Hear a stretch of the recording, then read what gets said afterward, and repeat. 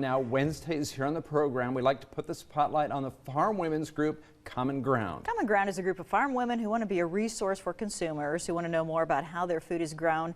Today we are hearing from Common Ground volunteer Emma Vogt from the Napier area on what producers think about when it comes to deciding on calves for sale.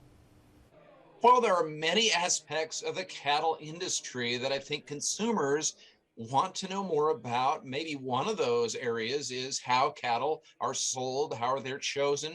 Joining me now with more on this is Emma Vogt from the Napier area. And Emma, it's good to see you today. Good morning, John. Thanks for having me.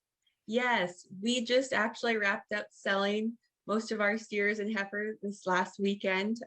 It went really good, but there's kind of a lot that goes into deciding what to sell and when to sell.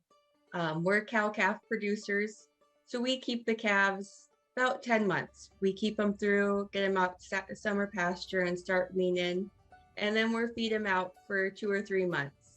My father-in-law will walk through and kind of pick out 40 or 50 heifers that work for our operation to bring back to use next year for calves. And then we'll go through and see weight-wise how everything's looking, and just make sure that they're a good quality calf that will go on to another feedlot to finish out to become like a beef product, or some of the heifers may go on to other operations for breeding purposes. This year we sold everything. We didn't keep any lightweights back. The market was pretty good for that. So it's really important to give a nice uniform calf, a healthy calf, one that's, looking healthy in the ring, has a good weight composition, and just a good quality. That's a big part. Our name goes on that animal, and you want a quality product going to market.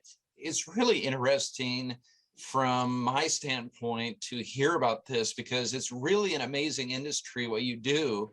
I think a lot of us don't really realize what goes into selling an animal.